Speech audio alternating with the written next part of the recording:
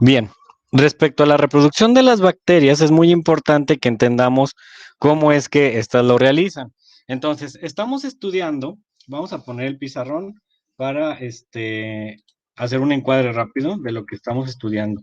Estamos estudiando los diferentes dominios, porque yo les había dicho que ahora ya no, en la biología ya no solo hay que categorizar por reinos, sino que hay que categorizar también por dominios. Entonces, nosotros estamos partiendo de los dominios.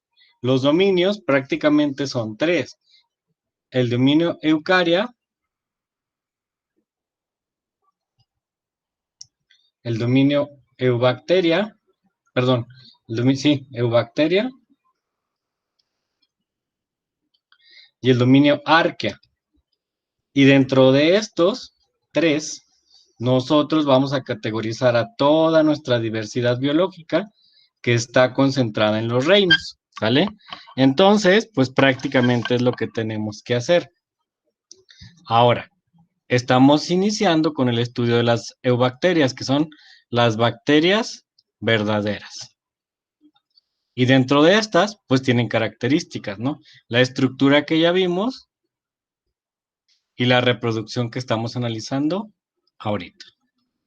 La reproducción de una bacteria hay de varios tipos, ¿sí? Está la reproducción, que es la fisión binaria, que yo les había puesto por ahí, que es una multiplicación rápida. Se duplican, prácticamente se parten a la mitad y se hace una nueva bacteria. Está la conjugación. La conjugación se las expliqué la clase pasada, cuando dos bacterias prácticamente transfieren su material genético a la otra. Y muchas veces este material que es transferido lleva información como resistencia a los antibióticos. Por eso decíamos que era muy importante que las personas terminaran de tomar sus antibióticos, ¿sí? Esa era la idea primordial, ¿ok? Entonces, pues prácticamente es la forma en la que tenemos que estar checando esto. La otra es, pues prácticamente por gemación, ¿sí? Por gemación es cuando una bacteria como tal se parte, ¿sí? Se le hace como un chipotito y se crea una nueva bacteria que después va a crecer con base a los procesos de nutrición, reproducción y demás. Entonces, primero se hace una pequeña gemación chiquita y luego se hará una gemación pues ya un poco más grande, ¿sale? Y luego por acá está lo que son los procesos de reproducción bacteriana por fragmentación. Aquí se hace un chipote, acá se hacen fragmentos, varios. Y da origen, por ejemplo, aquí esta que tiene 5, da origen a 5. ¿Sí? Esos son los procesos más importantes de la gemación, conjugación, fisión binaria, aspectos de la reproducción de una bacteria. Y existe otra forma en la que las bacterias pueden dar origen a nuevas bacterias, y es por la formación de esporas. Algunas bacterias forman esporas adentro de su organismo. Vean cómo aparece aquí, ¿no? Empiezan a compactar su material genético y en algún momento la liberan y esta espora puede llegar a algún lugar donde puede crecer o desarrollarse como tal, ¿sí? De hecho, esto da la mejor conformación que pueden tener las bacterias contra fenómenos como la radiación, como factores extremos, se protegen en un anillo y prácticamente pueden sobrevivir inclusive fenómenos como una bomba nuclear, pero es por endoesporas. Miren, ahí tenemos bacterias chiquitas, chiquitas. Y ese es un ejemplo de cómo hacen la esporación. Ahí están microbacterias. Bien, ¿cómo respiran las bacterias y cómo se nutren? Bueno, existen varios procesos. Están los aeróbicos, donde las bacterias obtienen oxígeno a través de la membrana. Están los anaeróbicos, donde las bacterias no van a obtener oxígeno a través de la membrana. Y aerobias, donde prácticamente las bacterias obtienen, pues prácticamente a fuerzas oxígeno, ¿sí? Estas son obligadas, o sea, prácticamente tiene que haber oxígeno para poder sobrevivir. Y hay otras que son facultativas. Si hay oxígeno, respiran y si no, pues utilizan otro sistema. Es la forma en la que ellas la podrían hacer. Luego están las bacterias fotosintéticas. Aunque usted no lo crea, hay bacterias que hacen fotosíntesis. las anoxigénicas, que no necesitan oxígeno y no hacen fotosíntesis, las autótrofas, que las que producen su propio alimento, y obviamente habrá fotosintéticas oxigénicas. O sea que necesitan para hacer fotosíntesis, necesitan oxígeno. Y estas no necesitan oxígeno para hacer la fotosíntesis. Y obviamente pues producen su propio alimento. Y hay otras que son quimiosintéticas, o sea que degradan la materia, sobre todo la materia orgánica, para obtener energía. O inclusive algunas pueden degradar minerales para poder obtener su energía. Sí, son las características que van a presentar nuestras bacterias. ¿Cuántos tipos de bacterias existen? Bueno, en la actualidad se sabe que este grupo, este dominio, tiene más o menos 3.500 millones de años. Las arqueas tienen un poquito más de antigüedad, ¿sí? Se supone que hace más de 2.000 años, las bacterias eran lo único que había en nuestro planeta, ¿sale? Ok, las bacterias se clasifican con base a su forma. Hay cocos, hay bacilos y espirilos. Los cocos, por su nombre lo dicen, son redondos, como aparece aquí, y puede haber asociaciones. Cuando hay dos, se dice que es un diplococo, ¿sí? Cuando está adentro en una cápsula, se dice que es un diplococo encapsulado. Cuando está así lineal, pegado uno con otro, se dice que es un streptococcus. Y cuando parece como un racimo de uvas, se dice que es un estafilococcus. Entonces, las bacterias que son redondas se llaman cocos, destacando estos prácticamente 5 lugares. ¿Ok? Bien. Luego están los bacilos. Los bacilos prácticamente son los cocobacilos, los bacilos simples y los empalizados. Generalmente la literatura describe a los bacilos como bastones semiovalados, ¿sí? En el que va a estar prácticamente uno que está en forma redonda, uno que va a estar así como bastoncito y finalmente el empalizado, que son muchos pegados. Y luego vienen los espirilos, que tienen forma de espirales, como el vibrio. Este, por ejemplo, es el causante, bueno, uno de estos, el vibrio cólera, es el causante de la cólera. En coma, como este, ¿sí? En filamento, como este, en hélice, como este, el bastón, como este, o en sacacorchos. Y la más común es la espiroqueta. ¿Han escuchado hablar de que tienes que lavar siempre las latas porque prácticamente las, ¿cómo se llama? Las ratas pueden orinarse arriba. Pues sí, es correcto. Si se llegaran a orinar estas ratas, podría ser consecuencia de una espiroqueta. Entonces la espiroqueta puede causar ahí un problema de salud. ¿Sale? Bien, ¿qué más podemos decir de estas? Pues yo creo que es todo de las espiroquetas y demás. Esa es la forma en la que van a tener las bacterias. Enfermedades que causan, eso es muy importante. Meningitis bacteriana, se inflama la meninge en el cerebro y bueno, hace una presión y puede ser mortal. Mycobacterium tetani, causa el tétanos. Eh, Tifoidea, el paratifo, ¿sí? O paratifoidea. Brucelosis, la brucela. Peste, Yersinia pestis. Leptospirosis, leptospira. Fiebres también producidas por los piojos de algunos animales, garrapatas, sobre todo riquecias. Brucelosis ya la habíamos mencionado. Infecciones por Campylobacter, enfermedades por arañazo de gato bacteriano, cólera, infecciones por E. coli, gonorrea, Klebsiella, Serratia y Legionella. Son todas las enfermedades y faltan muchas que pueden ocasionar las bacterias. Por eso es que yo les decía que el reino Eubacteria pertenece a las enfermedades que, bueno, nos ocasionan estos organismos y que prácticamente puede ocurrir en cualquier momento de nuestra vida. Afortunadamente ya existen los antibióticos, entonces pues ya no nos hacen tanto daño. Miren, ahí les puse una bacteria. Tuc, tuc, tuc, tuc. ¿Cómo se mueve? Súper rápido. Vamos con los siguientes tipos de bacteria que pertenecen al dominio 2. En el dominio 2 están las bacterias metanogénicas, termoacidófilas y halófilas. La primera, que es esta, hace referencia a las bacterias que viven o que sobreviven y producen metano. Ay, me equivoqué con el número. Metano. Termoacidófilas viven en ambientes extremos donde el pH puede ir de 1 hasta 14. Halófilas, donde hay ambientes salinos.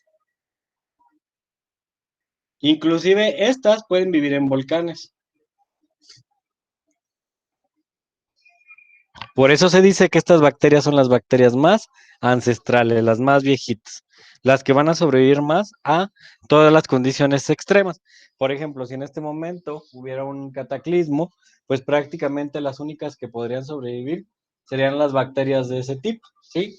Porque pues prácticamente estas van a contener las características necesarias para subsistir. Es una de las características más importantes dentro de la clasificación de las bacterias, ¿sí? Que puedan sobrevivir mucho tiempo, ¿ok? Esa es, pues, prácticamente la forma en que las vamos a categorizar. Bien, ¿qué más podemos decir de arqueas y demás?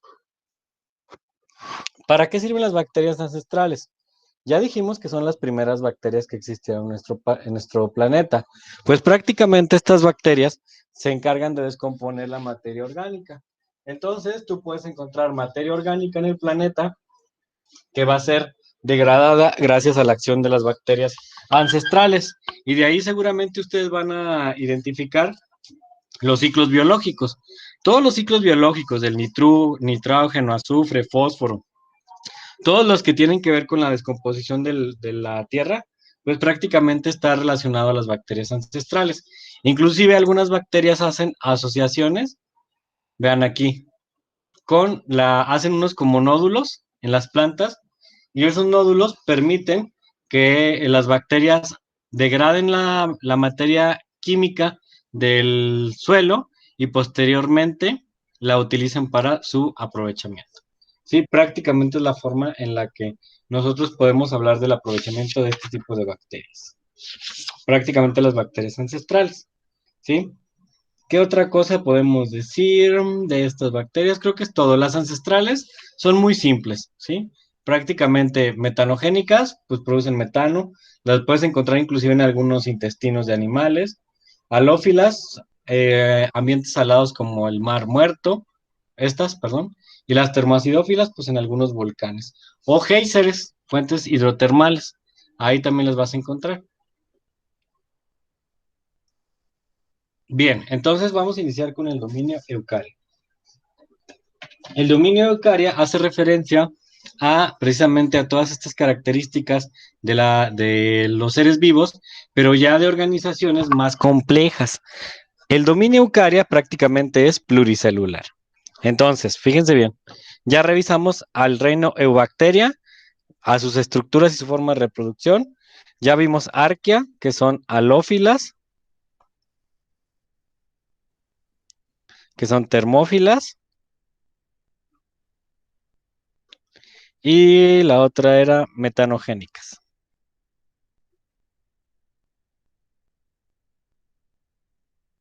O sea, sé que prácticamente ya solo nos vamos a centrar en estas últimas. Y aquí entran los reinos Plantae, Animalia, Fungi y Protista. Aquí es donde van a entrar prácticamente estos reinos. ¿Sí? Entonces vamos a iniciar con el primer estudio de los primeros reinos. ¿Sale? Dominio Eucaria, donde van a estar los protistas, aquí están estos, que son como bacterias, pero no, son más especializados. Luego viene el reino fungi y posteriormente vendrá lo que es el reino animal, ¿sí? Esos son prácticamente los reinos que vamos a encontrar dentro de este dominio, ¿sí? Y es la última parte de los dominios. Los primeros dos dominios son extremadamente sencillos. Entonces no tenemos ahí ningún problema en cuanto a su entendimiento. Prácticamente bacterias, de las cuales son algunas en forma de cocos y las ancestrales. Esa es la forma en la que vamos a identificar. Entonces vamos a entrar entonces con el reino protista. El reino protista hace referencia a los protozoarios. Seguramente no se acuerdan, pero muchas veces en prepa, en el microscopio, nos ponen a analizar muestras de agua que están prácticamente estancadas. Por ejemplo, la de las piletas, por ejemplo, las de los charcos. Si tú tomas una gotita de agua, inclusive del agua del garrafón, puedes encontrar estos pequeños bichitos. Así como los ves, en un microscopio los vas a encontrar y tú te los tomas, aunque tu botella de agua esté purificada. No significa que sean nocivos para la salud.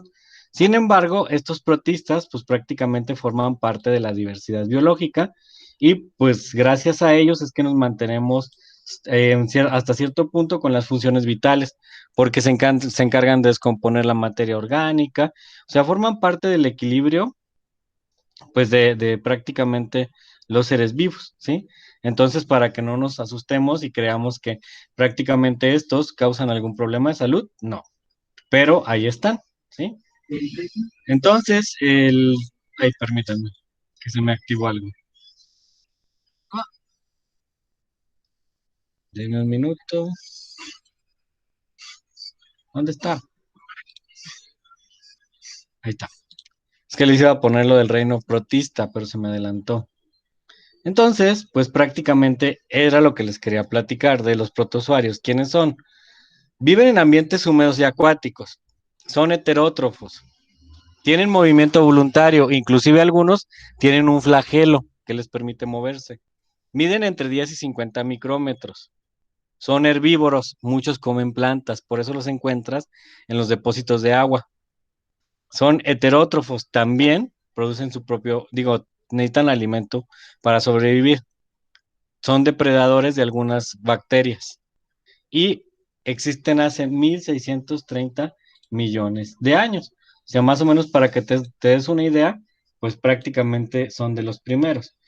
De hecho, algunas personas creen que estos son los responsables del origen de la vida, pero aún no está comprobado. Apenas está, pues prácticamente tratando de entender esta situación. ¿Sale? Ok, entonces vamos a ver el siguiente material, que es del reino protista. Déjenme, voy por aquí. No, esta no era. Vamos a cambiar de pestaña, compartir esta, para que vean toda la complejidad de este sistema.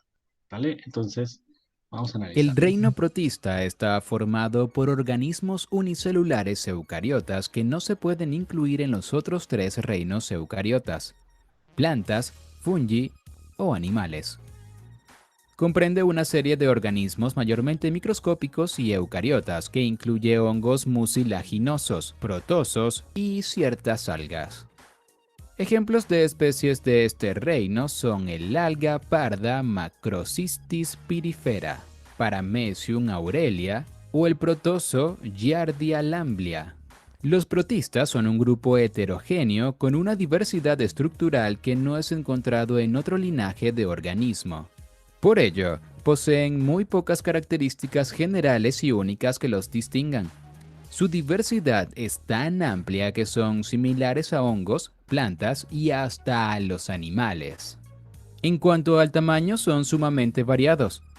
Los hay desde organismos que no pueden ser detectados a simple vista, hasta algas que alcanzan varios metros de longitud. De manera general, los organismos que pertenecen a este reino son unicelulares, aunque existen especies multicelulares y algunas viven en colonias. A nivel celular son muy complejos, ya que deben llevar a cabo todas las funciones vitales básicas de un organismo multicelular en el espacio correspondiente a una sola célula. Características del reino protista. Es un reino muy variado. Tienen gran diversidad funcional y estructural. La principal característica que tienen en común es que la mayoría son unicelulares y que no son animales, ni plantas, ni hongos. La mayoría de los protistas son unicelulares. Comúnmente, los organismos del reino protista son unicelulares con una estructura bastante sencilla. La casi totalidad de los integrantes de este reino son organismos no visibles a simple vista y suelen identificarse a través del microscopio. Existen ciertas algas, especialmente las rojas y las pardas, que presentan una organización un poco más compleja, formando una composición casi tisular o de tejido. También pueden formar colonias de individuos que se comportan como si fueran un solo organismo, pero sin llegar a ser un tejido. Son organismos eucarióticos. Una eucariota es un organismo con una célula compleja en la cual el material genético es organizado dentro de una membrana nuclear o núcleo. Como todas las células eucariotas, las protistas tienen un característico comportamiento central llamado núcleo, que alberga su material genético. Además, poseen una maquinaria celular especializada llamada organelos, que ejecutan funciones definidas dentro de la célula.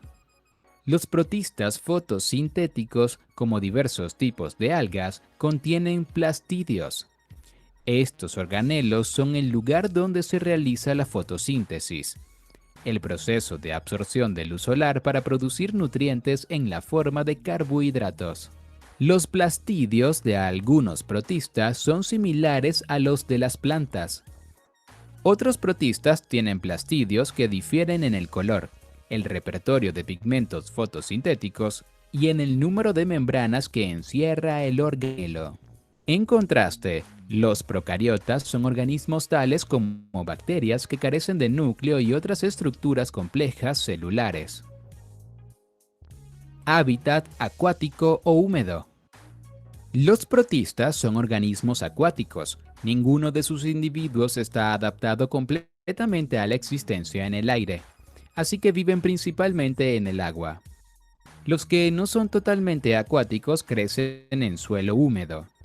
Se pueden encontrar en casi cualquier lugar de la Tierra o en el medio interno de otros organismos como animales, plantas y hasta en los seres humanos. Como los protistas son organismos que viven principalmente en suspensión en el agua, se cuentan entre los componentes más importantes del plancton. El plancton constituye la base de la cadena alimentaria. Es un componente clave del equilibrio de los ecosistemas acuáticos. Respiración celular. Los protistas no poseen sistema respiratorio. El mecanismo de la respiración se realiza por difusión de gases a través de la membrana plasmática. Se da principalmente a través del proceso aeróbico, pero algunos protistas que viven en tractos digestivos de animales funcionan estrictamente bajo el proceso anaeróbico. La respiración anaeróbica es la más simple y se produce cuando hay carencia de oxígeno. Este tipo de respiración se diferencia de la ventilación diaria del ser humano o los animales. Es un proceso químico en el cual la energía es liberada a partir de sustancias alimenticias, como glucosa o azúcares. La respiración aeróbica necesita oxígeno para funcionar. La mayoría de las reacciones químicas ocurren en las mitocondrias. Locomoción variada. La mayoría de protistas están dotados de movilidad y pueden desplazarse, ya sea por reptación, por pseudópodos o por flagelos y cilios. Los cilios y los flagelos son estructuras microtubulares que los ayudan a moverse en un medio húmedo. Otros protistas se mueven a través de extensiones temporales de su citoplasma conocido como pseudopodia. Estas extensiones permiten también a los protistas capturar otros organismos de los cuales se alimentan. Pueden ser organismos patógenos. Existe un grupo de protistas que por sus características actúan como patógenos en plantas, animales y humanos. Entre ellos se encuentran la disentería amebiana, que es una infección intestinal causada por un tipo de ameba llamada Entamoeba histolítica. El mal de Chagas ocasionado por el Trypanosoma cruzi, un flagelado que infecta al ser humano a través de un insecto, la chinche hocicona.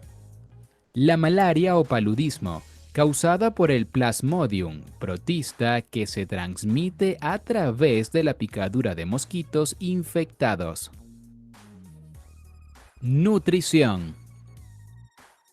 El modo de alimentación de estos organismos es tan variado como sus integrantes. Pueden ser autótrofos o heterótrofos. Algunos individuos pueden alimentarse por las dos formas de manera facultativa. Autótrofos. Los organismos autótrofos, como las plantas, son capaces de sintetizar su propio alimento a partir de un sustrato inorgánico. Una manera de realizar la conversión de un compuesto inorgánico a materia orgánica es la fotosíntesis. Este proceso ocurre en los cloroplastos y requiere la presencia de luz solar. Algunos protistas capaces de sintetizar su propio alimento por medio de fotosíntesis son las euglenas, Euglena gracilis y Volvox aureus. Este último organismo tiene la capacidad de formar colonias. Se agrupan en una matriz gelatinosa y cada individuo recibe el nombre de zooide. Las euglenas y otras especies como Chromonas mutabilis y Petalomonas medio canelata son capaces de utilizar al mismo tiempo o en ocasiones distintas más de un tipo de nutrientes. Heterótrofos. En contraste, los heterótrofos obtienen las moléculas orgánicas necesarias para su nutrición de otras fuentes. Esta forma de alimentación es mucho más variada y puede darse por el fenómeno de fagocitosis, en el cual el organismo unicelular rodea a la partícula de alimento con su membrana celular y de esa forma queda atrapada en el interior de la célula. Algunos ejemplos son Amoeba histolítica y Paramecium caudatum. Además, son capaces de consumir materia en descomposición y este modo de alimentación se denomina saprobiótico. Dependiendo del tipo de materia, se pueden diferenciar en saprofíticos y saprozoico.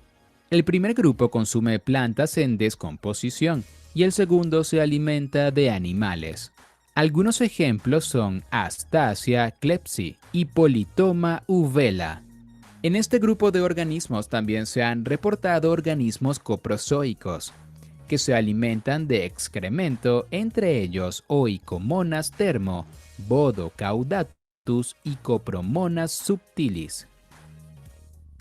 Reproducción. Los organismos del reino protista pueden reproducirse de manera asexual por mitosis, seguido de procesos de bipartición, gemación o divisiones de forma sexual. Reproducción asexual. La gemación es una forma de reproducción asexual y radica en la formación de protuberancias en un individuo progenitor o madre. Este saliente celular empieza a crecer y se desarrolla. Cuando alcanza el tamaño necesario puede separarse del individuo madre, creando así un nuevo organismo. También es posible que el nuevo organismo quede unido a él. Igualmente, la fisión binaria es otra vía de reproducción asexual. Este fenómeno empieza con la replicación del ADN. Luego el citoplasma se divide, dando origen a dos células hijas. Dependiendo de la forma en que ocurre la división, el proceso puede ser regular, en donde las dos células hijas son de tamaño similar, longitudinal o transversal. Otro tipo de reproducción asexual es la fragmentación, en la que el individuo es capaz de dividirse en trozos y cada uno es capaz de generar un individuo separado. Reproducción sexual. Por otro lado, existen especies que pueden formar sus gametos por procesos de mitosis. Las células sexuales pueden unirse en un proceso de fertilización estándar o puede darse la autofertilización. En la mayoría de flagelos, algas, ameboides y ciertos parásitos pueden reproducirse sexualmente por fecundación de los gametos. Los ciliados, en contraste, se reproducen principalmente por conjugación que consiste en el intercambio de información genética. Existe un fenómeno llamado alternancia de generaciones, donde la fase haploide se intercala con una fase diploide. Ejemplos de organismos protistas que transmiten enfermedades. Durante el trabajo a profundidad sobre el reino protista se ha dicho que muchos de estos organismos son los encargados de propagar enfermedades y virus. Los más típicos son los siguientes. Entamoeba histolítica. Es un protozoo anaerobio que causa disentería amibiana o amibiasis, una enfermedad intestinal grave para el ser humano que produce diarrea y grandes úlceras en las paredes de los intestinos. Es una condición que debe ser tratada médicamente, porque si avanza puede esparcirse por otros órganos como el hígado, pulmones o encéfalos, causando abscesos. La disentería se caracteriza por deposiciones con sangre y mucosidad. Uno de los primeros síntomas es el dolor a nivel abdominal y se diagnostica a través de un examen de heces. Trypanosoma. Es un género de parásitos protistas unicelulares que parasitan a la mosca tsetse, la cual puede transmitir al humano la enfermedad del sueño. Además de la subida de temperatura, esta condición se refleja con severos dolores en la cabeza y en las articulaciones. Si no es tratada médicamente a tiempo, puede causar daños fatales en el corazón y riñón. También es común tener síntomas de confusión, sonambulismo por el día e insomnio por la noche si llega a cruzar la barrera hematoencefálica, es decir, si llega al sistema nervioso central. La tripanosomiasis o enfermedad africana del sueño es mortal si no se trata bajo atención médica. Esporozoarios. Protozoarios parásitos responsables de enfermedades como el paludismo o la malaria. Infección más extendida del mundo de acuerdo con la Organización Mundial de la Salud. De acuerdo con estudios, el contagio surgió a partir de dinoflagelados parásitos que viven en el intestino marino. Aproximadamente se presentan entre 300 a 500 casos de malaria al año y más de 800.000 personas mueren. El Plasmodium es el nombre del parásito que le da vida a la malaria. Este mal se transmite por la hembra del mosquito Anopheles. Sin embargo, el parásito tiene dos factores: un mosquito que actúa como vector y un huésped vertebrado. Una vez que la infección entra en el cuerpo, se madura en las células del hígado y la sangre.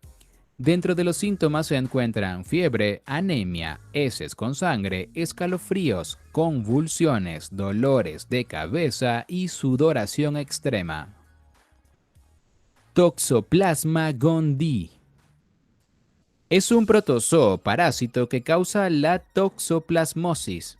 La infección ingresa al organismo humano a causa del consumo de carne contaminada, la ingesta accidental de heces de gato o por comer verduras sin lavar. Sus manifestaciones físicas son confusas, debido a que en personas sanas puede ser asintomática o incluso pudiera confundirse con una gripe. Sin embargo, en pacientes con VIH es mortal, ya que puede desencadenar una encefalitis o retinocoroiditis necrotizante.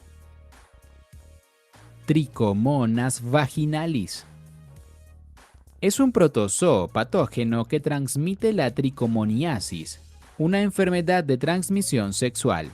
A pesar de que sus síntomas no son molestos, ya que se parecen a una vaginitis, debe tratarse con un médico, dado que su infección facilita el contagio de VIH. El signo de alerta por excelencia es la segregación de un líquido de color blanco en las mujeres y micción con ardor en los hombres.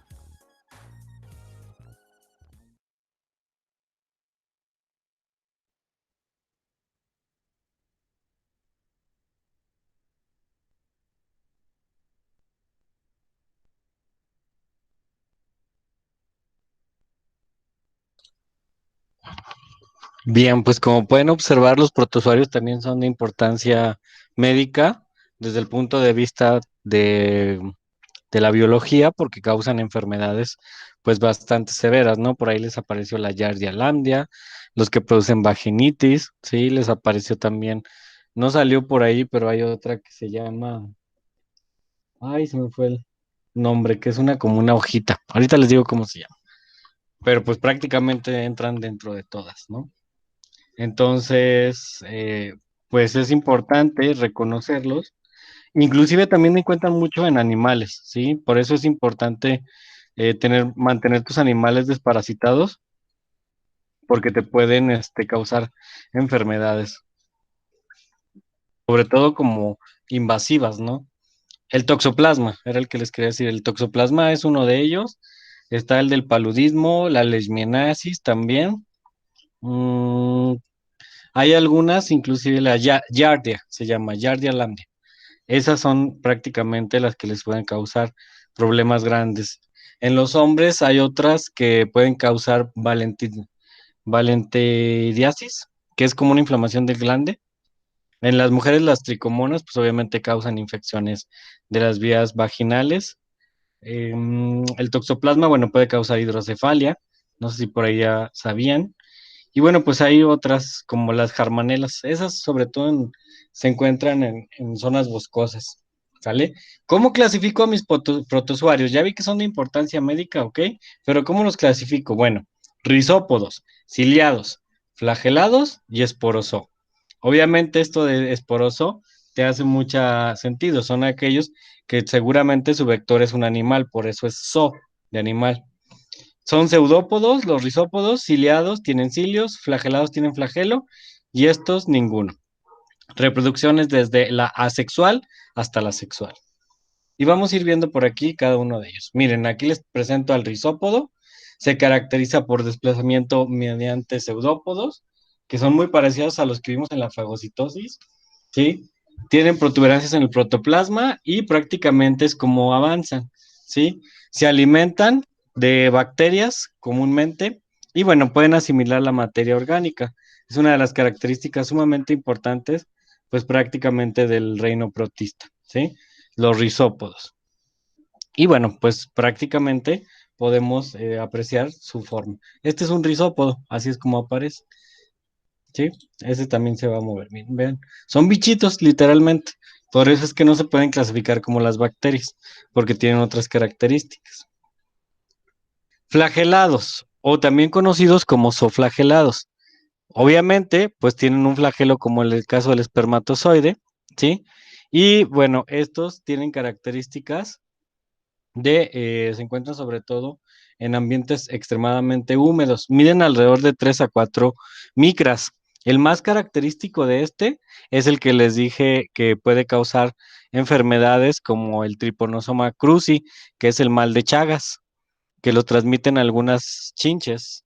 Aquí, sobre todo en San Luis Potosí, hay algunas que pueden causar ese tipo de enfermedad. Seguramente, si alguien ha ido a un rancho, han observado que en las ramas de algunos árboles existen unos animalitos que se parecen a estos, no sé si los han visto. Bueno, como ustedes ya van para salud, se los voy a enseñar. Si ven no lo agarren, por favor, no lo toquen. Hay un montón de chinches, pero esta es la más peligrosa, es la chinche besucona. Pero de cualquier forma, cualquier chinche que tú veas, aguas. Yo que tú ni la tocaba por curiosidad. Miren, aquí están todos los tipos de chinche de mi hermosa ciudad. Bueno, en mi hermoso estado de Zacatecas, ahí hay un montón de chinches, yo por eso las conozco y sé de su peligrosidad. Aquí en San Luis también sé que hay varios tipos de chinche, entonces es sumamente peligrosa. Si la llegan a ver cuando vayan al campo, esto no lo hagan. Sí, porque los huevecillos pueden traer ya ahí el treponosoma cruzi, que es el mal de Chagas. Sí, de hecho en muchos lugares, miren, Veracruz dice, ¿la has visto? Repórtala. Y pues como no tenemos mucha información de esto, luego a veces no ponemos atención, pero aquí adentro está el protozoario responsable pues prácticamente de la enfermedad, ¿no? Que es un triponosoma. Miren, aquí inclusive hay trípticos de cómo los huevecillos te pueden afectar y demás, ¿no? Entonces, para que tengan muy presente que es un flagelado y que obviamente esos animales no hay que agarrarlos, ¿ok? El animal es el vector, adentro es donde tiene esto. No vayan a creer que el animal es el flagelado, no. Adentro, en la sangre, tienen esto. Bueno, no es como sangre, la linfa, ¿sí? Entonces, por eso es que son de importancia. Ciliados. Estos, pues prácticamente también se les conoce como ciliofora. Son protozoarios complejos, tienen su forma redonda y como puedes apreciar aquí alrededor, tienen muchos como pelitos. Es la forma en la que se mueven, ¿sí? Vibran. Generalmente tienen un macronúcleo, por aquí se aprecia ligeramente. Déjenme lo subrayo por aquí. Por aquí se puede apreciar el macronúcleo, ¿sí? Prácticamente, ¿sí? El de atrás no es un ciliado, solo lo puse como anuncio. Y bueno, una de las características es que su membrana plasmática se encuentra rodeada de cilios y obviamente pues se va a poder mover. Esos son los ciliados. Vamos a ver otros, los esperosuarios. ¿Se acuerdan que les dije que estos pues prácticamente eclosionan para formar prácticamente como esporas? Bueno, estos se caracterizan sobre todo por causar enfermedades parasitarias, ¿sí? Pero lo hacen a través de esporas que causan infecciones. Casi siempre, el mejor ejemplo de estos es el Plasmodium. Los Plasmodium, sobre todo, hay uno que se llama Plasmodium vivax. Son los causantes de enfermedades como el ébola, como la malaria, ¿sí? Entonces, por eso es que son tan importantes desde el punto de vista biológico. Pero como puedes apreciar aquí, puedes anotar varios huevecillos ahí, que son las esporas, y estos se rompen y van e infectan pues todo el sistema, ¿no?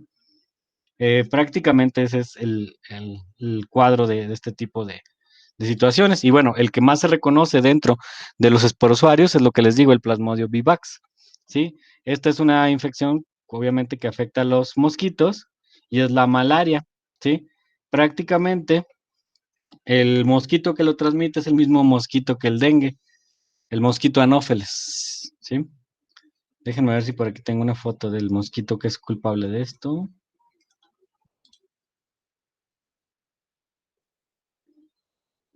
Es como una especie de malaria. Miren, este es el mosquito que trae adentro el, el, el Plasmodium. Miren, de hecho aquí está Plasmodium falciforme o vivax. Puede ser este o puede ser el Plasmodium vivax, que es el original. Y esos pues, están adentro del mosquito. El mosquito llega, te pica, lo toma, toma sangre, se vuelve a diluir el parásito, luego va a otro y a otro y a otro. Es como el dengue, prácticamente. A estos se les llaman vectores, pero son vectores de protozoarios, ¿sí? Entonces, muy importante. ¿Qué otro por aquí? Pues creo que son los plasmodium los más comunes. Luego viene el que sigue, que es el reino plantae, ¿sí? Vamos a iniciar entonces con reino plantae. Prácticamente estos son, pues prácticamente los parásitos que tú debes de identificar respecto a los protozoarios. Entonces, fíjense, vamos a hacer una recapitulación rápida. Déjenme voy al pizarrón para que vayan viendo cómo, estamos en Eucaria. En Eucaria, entonces estamos analizando los protistas. Eucaria. Y el primer reino bueno, el primer reino que estamos identificando es el protista. Y el protista va a tener varias subdivisiones y esas son las que tengo que identificar claramente. Igual y a lo mejor no de memoria, pero te puedes ir aprendiendo por ahí sus características, ¿no? El primero que vimos fue prácticamente el rizópodo, ¿sí? El rizópodo. Le vas a poner por ahí en tu cuadrito rizópodo. Y luego está el flagelado. Luego estaban los cilios. Luego después de los cilios, los esporosuarios. Y ya.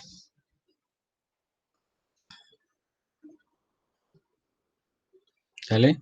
Y estos son los protistas. ¿Hasta aquí alguna duda?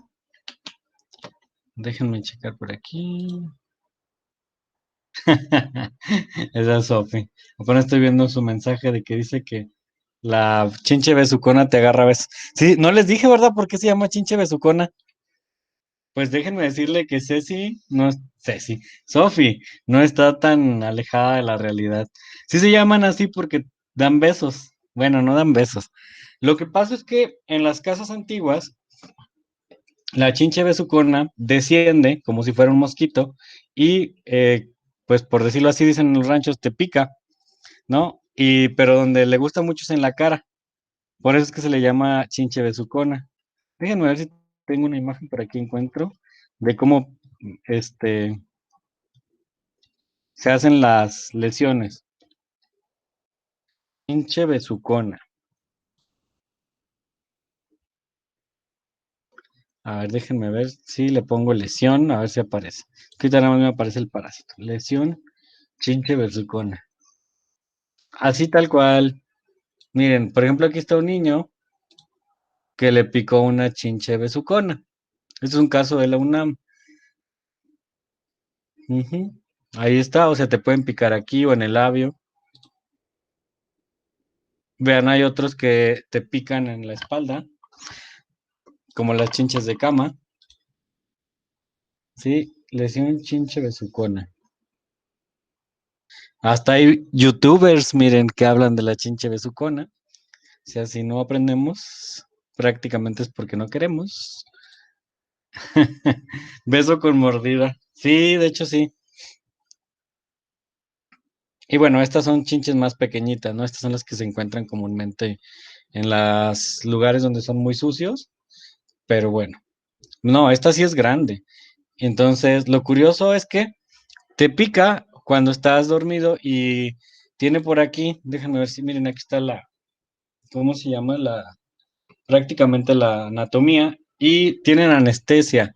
O sea, por eso no sientes cuando te inyecta su toxina, por decirlo así, ¿no? Ujú. Miren, ahí está prácticamente. Entonces son traicioneras, te besa y luego se va. Nomás besa y corre, ¿sí? Porque no las vas a encontrar. Y bueno, aquí están muchos ejemplos de las chinches besuconas, miren. Ya hasta me dieron ansias, me estoy agarrando la cabeza. No, no soy. Me gusta trabajar con animales, pero no con insectos. Soy muy especial para eso. Beso con mordida. Muy bien. Ok, entonces esos son nuestros protozoarios. Siguiente reino, el reino planta. Ese es también muy importante. ¿Ok? Por ahí en Classroom, chicos, en donde viene la sección de material, que es por aquí, en el 2.6, déjenme ver dónde está. Aquí. Viene también un material de todo lo que estamos viendo de Reino Plantae y de todo esto en PDF por si lo quieren checar. Sí, cuando tengan oportunidad ahí descárguenlo. Miren, por ejemplo, ya hay de todo. Eubacterias. Y ahorita vamos a analizar un poco de este, que es el de las plantas, ¿sí? El Reino Plantae. Entonces vamos a analizarlo. Si lo quieres, pues lo puedes dar clic ahí y lo puedes descargar. A mí, en lo particular, el que más me gustó fue este. ¿Sí? Para que lo tengas por ahí, le das clic y listo. Ahí está, miren. Este está muy interesante y es el que vamos a ver ahorita. Sí, pero lo vamos a ver a través de las diapositivas. Reino Plantae. Obviamente, creo que queda súper claro que pertenece al reino, pues, de las plantas, ¿no? No tengo que explicar más de eso. Entonces, pues prácticamente este reino va a incluir a diferentes filum. Hay una gran cantidad de filums, ¿sí? Está, por ejemplo, el clorofita, que son algas verdes. Está el faofita, que son algas pardas. Está el briofita, que son musgos. Y el treofita, que son plantas vasculares. Para este curso solamente vamos a revisar lo que son las briofitas y las treofitas, las plantas vasculares y no vasculares, porque las algas pues prácticamente se ven en otros temas, ¿sí? Entonces, pues prácticamente las plantas son las que responsables de la vida terrestre, porque recuerden que llevan a cabo la fotosíntesis y entonces la luz solar la convierten en energía para todos los seres vivos. Las plantas tienen células eucariotas. Las plantas tienen prácticamente, son organismos pluricelulares. Las plantas son autótrofas, es decir, producen su propio alimento a través del sol. Algunas tienen redes vasculares y siempre están fijas al sustrato, no se pueden mover. ¿Alguien sabe cuáles son los movimientos que puede tener una planta? Por ahí, alguien que se acuerde. Empieza con N. Los movimientos que puede tener una planta se llaman nastias y tropismos, ¿sí? La nastia es cuando prácticamente la planta tiene sensibilidad y reacciona a los estímulos. Por ejemplo, el girasol, que sigue al sol, esa es una nastia, ¿sí? Y el tropismo, pues prácticamente es una deformación o un movimiento que puede tener una planta debido también a estímulos, pero esto pueden ser estímulos muy especiales, ¿sí? Por ejemplo, una tormenta, o después de mucho tiempo la dirección del aire puede llevarlo a un lugar, ¿sí? O sea, se van como torciendo las plantas. Esos son prácticamente los más importantes. Entonces las plantas no se van a mover. Vamos a empezar con el primero, ¿sí? Sus características. Entonces, el primero de todos ellos es pues prácticamente el musgo. Las características, obviamente es que es eucariota, pluricelular, y bueno, prácticamente también se va a mover un poco. Antes de entrar con la primera categorización, les voy a mostrar cómo está pues prácticamente distribuida la anatomía de una planta, ¿sí? Vas a encontrar en la parte superior pues la flor, cuando se trata de una planta con flor, porque creen, no todas tienen flor. Vas a encontrar por aquí también hojas terminales, ¿sí? Por ahí también puedes encontrar pues prácticamente como pequeños brotes que vas a identificar ahí en la planta, ¿sí? Las plantas presentan estas características dentro de su anatomía. Ese que tú aprecias ahí se llama brote terminal, ¿sí? A este se le llama brote terminal. Hola Pau, ¿qué tal? Bienvenida a la anatomía de las plantas. Entonces, brote terminal, ¿sí? Este que está aquí. Y bueno, les decía que algunos van a tener flores y otros no. Y luego van a tener una sección que se llama internodo, que permite dar como un segundo cuerpo cuando la planta es muy alta, ¿sí? Ahí lo puedes apreciar. Luego vas a encontrar la parte que dice abajo donde dice blade. Eso significa como cuerpo, bueno, la traducción es como espada, entonces es como el esqueleto que tiene la hoja. Si te fijas, aquí está la hoja, ¿sí? Y el tallo se llama petial, así como sí, petiole, así tal cual, se llama en español también. Petiolo es la traducción correcta, ¿sí? Entonces como el tronquito de la hoja. Y bueno, otras, si le tuviéramos un zoom, podríamos observar que por ahí tienen como unas pequeñas porosidades que le permiten respirar. A eso se les llaman estromas, ¿sí? Entonces, por ahí. Va a tener brotes auxiliares, acá había brotes terminales, va a tener pues prácticamente un tallo, tiene también por ahí las raíces superficiales, que también se conocen como, bueno, en inglés es el taproot, ¿sí? Como tal, como raíz principal, como raíz superior. Luego van a tener raíces laterales, que son estas, y bueno, todas pertenecen al sistema de raíces. Esa es la forma en la que tú vas a encontrar pues prácticamente distribuida las plantas. De manera general, les digo que no todas aplican porque algunas van a tener estas características que no tienen flor. Ahora sí, clasificación de las plantas. Número 1, briofitas. Las briofitas, pues prácticamente son las primeras plantas que existieron en el planeta. Creo que tú has observado en las piletas o en lugares donde hay mucha agua que crece una especie como de pastito que tiene lodo, como un musgo. Bueno, pues prácticamente esas son las briofitas. Se supone que son las primeras prácticamente, ¿cómo se podría decir? estructuras de plantas que surgieron en el planeta, luego evolucionaron y prácticamente de ahí surgieron nuevas especies, ¿sí? Esa es la teoría de esto. Y dentro de ellas también se encuentran las plantas, las hepáticas, ¿sí? Así se les llama. Estas plantas también entran dentro de esta categoría de estudio, pues, pues prácticamente de este reino, ¿sí? Una de las características que tienen los musgos y las plantas hepáticas es que no tienen vasos, ¿sí? O sea, no conducen como la mayoría de las plantas. Por ejemplo, en la imagen que te puse en general, tú puedes apreciar aquí un sistema de vasos, ¿no? Que son como raíces que están en todo, pues prácticamente en toda la estructura. Sin embargo, en algunas, ¿cómo se podría decir? En algunas plantas no existe una vascularización y esa es una forma de clasificación. Tú las puedes clasificar y las puedes separar con base a si tienen o no vascularización.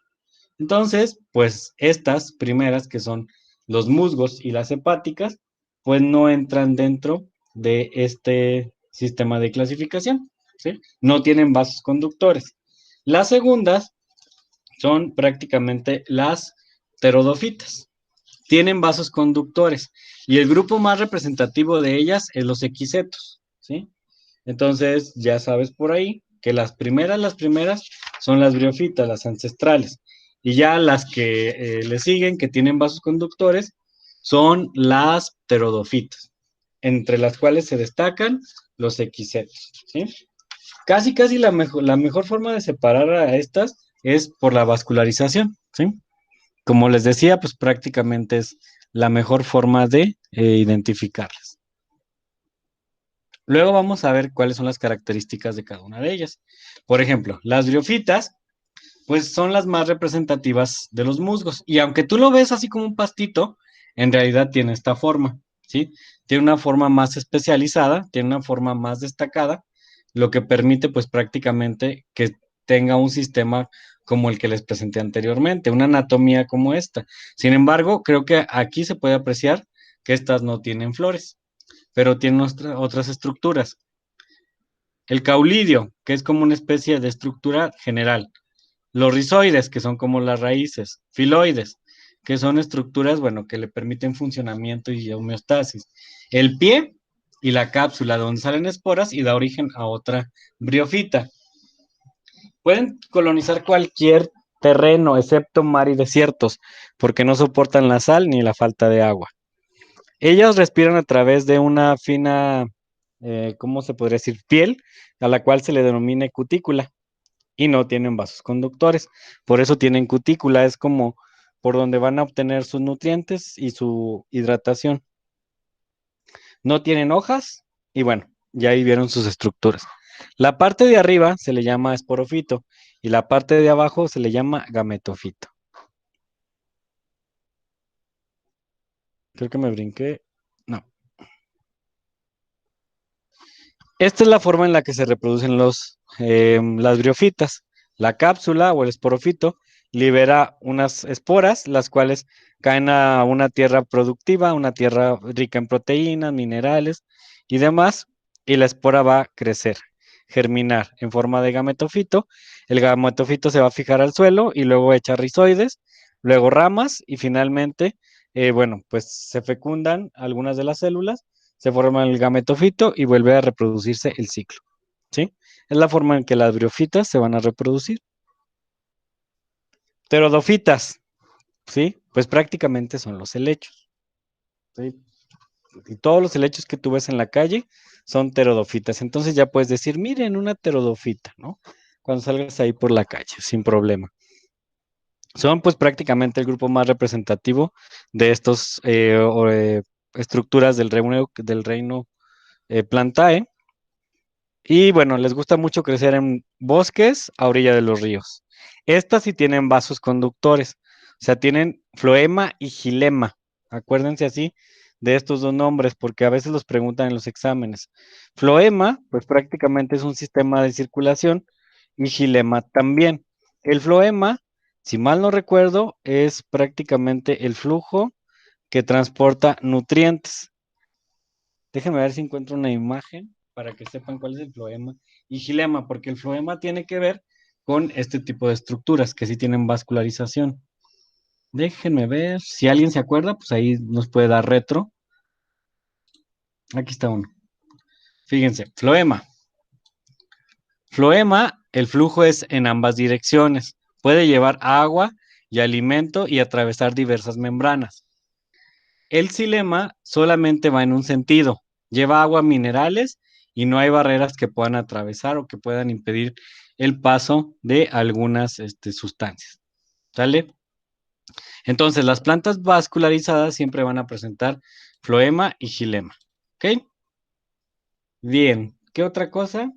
Estos sí tienen prácticamente tallo, hojas y raíces verdaderos. Donde está el rizoma son las raíces. ¿Cómo se reproducen estos? Pues prácticamente por esporas también.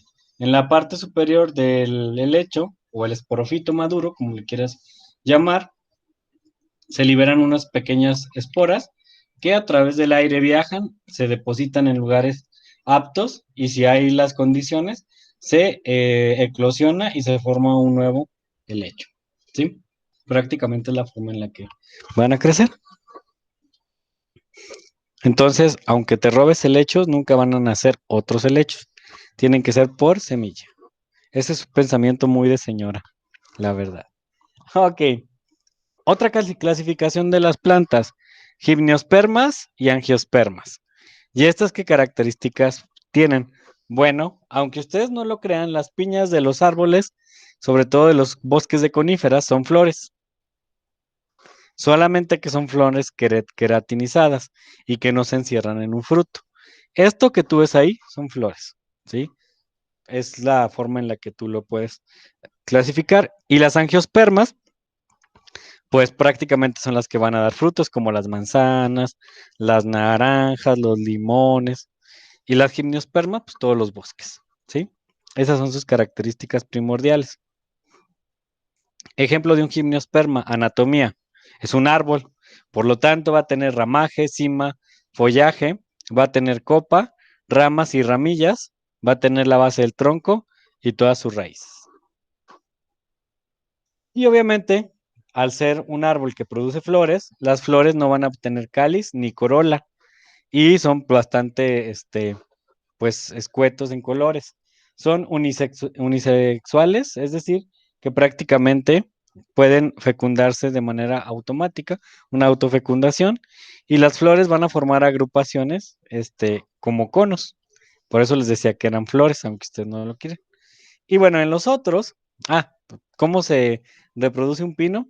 Estas piñas que están acá arriba se cruzan una flor masculina con una flor femenina, se prácticamente fecundan y se generan nuevas esporas o semillas específicamente de escamadura que van a dar origen a otra planta. ¿Sí? Ejemplos de gimnospermas, el abeto, el ginkgo, el cedro y el ciprés del reino Plantae. Angiospermas, estas son las bonitas, porque sus flores, pues prácticamente son más llamativas, son árboles o arbustos como tal. Sus semillas están encerradas en frutos, duraznos, mangos, todas estas, pues prácticamente son vistosas. ¿Las tunas qué serán? ¿Angiospermas o gimnospermas? ¿Qué creen? Chan, chan, chan, chan. ¿Alguien sabe cómo nace un nopal? A ver, demuestren su cultura, potosina. Y los que no sean de aquí, pues nada, que me digan que no, en todos lados hay nopal. ¿Alguien sabe cómo nace un nopal?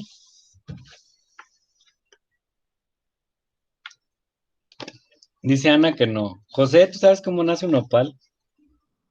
Bueno, lo hemos visto, a lo mejor Pau, Vale, Sofi. Bueno, yo les voy a platicar mi experiencia y ya de ahí deducí muchas cosas. El nopal tiene dos formas de reproducción, una sexual y otra asexual. La sexual implica la semilla para que nazcan otras plantas. Y la no sexual implica el corte. Si tú has visto, mucha gente corta un nopal, un pedazo de nopal, esa es la asexual. es partición. Lo planta en el suelo y nace otro nopal. Bueno, si la gente no se come las tunas, esa tuna se termina secando y produce las semillas. Esas semillas las plantas y dan origen a otro nopal, ¿sí? Entonces, es la forma en la que pudieran reproducirse los nopales, ¿sí? Prácticamente es la forma en la que tú puedes reproducir nopales. Inclusive te las venden como una forma para que las siembres, ¿no? Si tú, por ejemplo, la buscaras en Mercado Libre, ponen semilla de nopal para plantar, pues prácticamente te van a vender la semilla y puedes tener nopales, pero son las dos formas. Ujú. Es un semillero, pues sí, compras un semillero y lo compras, ¿no? Y listo, nacen más nopales, pero es muy cara, curiosamente, y nadie la cultiva, porque la mayoría de la gente, pues, solo corta una penca y tiene, pues, prácticamente ya un nuevo nopal. Ujú. El nombre científico de los nopales, no sé si se lo sepan, es Opuntia. Ya dependerá del tipo de nopal que sea, pero todas son opuntias. Bien, entonces, ¿por qué les puse el nopal? Porque los nopales también tienen flores vistosas, entonces son angiospermas y son unisexuales o hermafroditas, era lo que les decía, ¿sí? Prácticamente todas las plantas se autofecundan, tienen un pistilo, un estigma y un cáliz, aquí está, donde prácticamente ahí va a ocurrir la fecundación. Y lo que ocurre alrededor de la semilla es la protección, ¿sí? Los óvulos, pues como dice ahí en la diapositiva, están protegidos en un ovario que no abandonan hasta que se convierten en semillas. Y lo de alrededor es el fruto, la protección. O sea que te estás comiendo un bebé de una planta cada vez que muerdes una manzana, cada vez que comes un plátano, sí, un plátano también. O sea, lo que te estás comiendo es un bebé vegetal. A ver ahora mis veganos, a ver qué van a decir. Bueno, es la estructura de una planta como tal, ¿sale? Muy bien, ¿qué más nos falta de esto? Angiospermas. Ejemplos. Ojo, existen dos, las monocotiledóneas y las dicotiledóneas, ¿sí? Son los dos tipos de prácticamente de angiospermas que tú vas a encontrar en la naturaleza, ¿sí? Las monocotiledóneas, así como lo escuchan, monocotiledóneas, tienen que ver con este cordoncito, ¿sí? Por aquí están los filamentos, monocotiledóneas, así se llama, ¿sí? Prácticamente hacen referencia a esta estructura. Déjame ver si te la puedo subrayar con el lápiz para que la veas bien. Ujú. A ver, el cotiledón. Sí, quiero ver si aparece. Es que se me hace que aquí no se ve muy bien. Déjenme ver si por aquí. Aquí se debe de ver. A ver. Uno de los cordones que aparecen aquí, por aquí, es que en esta flor no aparece.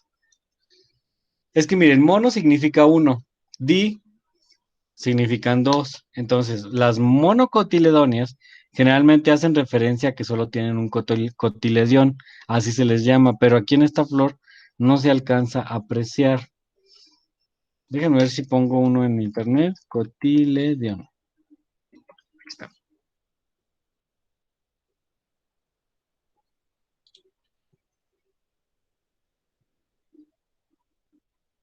Déjenme ver. No, es que es difícil identificarlos. A ver, aquí está. A ver si que con este nos queda un poquito más claro. Cotiledones, ¿sí? Un cotiledón. Es como un brote de la flor que puedes apreciar, ¿sí? O sea, como una estructura que sobresalta. Es que déjenme ver. Vean aquí, por ejemplo, dos dicotiledóneas. Dan origen a plantas o frutos como las manzanas. Es como si fueran dos estructuras, como si fueran gemelos, ¿sí? Y como si fueran prácticamente solamente un individuo, ¿sí? Monocotiledonia habla a que es un individuo el que nace. Dicotiledonia es el que nacen dos embriones, ¿sí? Es la forma en la que se clasifican prácticamente a las plantas. Entonces, ejemplos, orquídeas y palmeras. Y dicotiledóneas, jaras y almendro. Son algunos de los ejemplos que podemos observar. ¿Ok? Entonces, ese es el reino Plantae. Como puedes apreciar, pues no es tan complicado de entender. Es muy sencillo, literalmente. ¿Ok? Bien. Bueno, vamos a cambiar como, como que yo soy trilliza. ¿Es en serio? Entonces eres una tricotiledónea. Órale. Fíjate nada más. Trillizos. O sea que tres. Espérame, es que siempre me hago bolas. Trillizos. Ah, entonces. ¿Y si se parecen las tres? No, profe, no nos parecemos. Ah, entonces nada más son. Sí. Es que pues estoy analizando si fueron tres óvulos distintos. Y sí, son tres óvulos distintos. ¿Qué pasó, José? Vi que levantaste la mano. O se te fue ahí. No, profe, ¿Alguien? No, yo fui por yo, ahí se vi. me fue. Ah, yo creo que levantaste la mano y apareció a un lado de la pantalla de José. Muy bien. Ah, mira qué interesante. Eso de las trillizas. Ya casi no existen. Bueno, sí, es muy raro. Antes era muy común, pero ya ahorita es menos raro. Sí, ya casi no es común. Me acordé de una novela que veía. Muy bien, chicos. Bueno, vamos a trabajar con la última parte del día de hoy, que es esto. ¿Dónde está? Trabajo por aquí. Vamos a hacer una evaluación de materiales pasados que no hemos practicado. Las últimas clases vimos estas cosas que se llamaban procesos celulares. ¿Se acuerdan? Más o menos, que era transporte activo, transporte pasivo, este, bomba de sodio potasio. Por aquí viene algo de las plantas no vasculares, pero bueno, prácticamente es puro transporte. Entonces, como de eso no hicimos evaluación, por ahí me acordé y les voy a pasar por el chat el enlace, ¿sí? Para ver cómo nos va, aunque no hayan estudiado, pues vamos a ver cómo responden a material que se supone que ya revisamos. Ahí les va. Entonces, se supone que este está diseñado para que lo respondan como en 30 minutos, más o menos. Entonces son las 5:27, yo creo que sí terminan antes de las 6. Son, son 23 preguntas, pero quítenle el nombre y la clave. Son 20 preguntas. Aquí en clave de evaluación nada más le ponen innovación y listo. Y aquí le ponen seleccionar grupo. Dice Anan, profe, no estoy en mi casa. Inténtalo y si no lo haces después, voy a hacerte una lista de todos los que me debes, que son un chorro ya. Porque sí, es importante que los hagas. Mira, por ejemplo, me debes en anatomía el de sistema circulatorio, el de planimetría, el de grupo sanguíneo. Es que los estoy juntando. Y por ahí voy a checar cuáles otros. Es que estoy checando las calificaciones que están sacando en estos. Y estaba viendo que esos te faltan, pero por ahí luego te los paso muy bien. Va que va, entonces, traten de contestarlo, acuérdense. Fíjense bien, la opción es la siguiente. Si tú ves que a las 5:55 todavía te faltan mucho, yo les recomiendo que como son exámenes de práctica, trates de entregar lo que tú digas. Mi punto máximo son las 6. Si a las 6 yo voy aquí, en la 17, la 18, la 19, la 21, la 22 y las 23, las contestes al azar. No importa que después lo vuelvas a hacer, pero tienes que empezar a trabajar con tiempo, ¿sale? Para no bloqueárselos, porque luego va a ser más problema. Entonces, adelante. Si tienen alguna duda o pregunta de respecto a alguna de estas, me dicen y se las contesto con gusto.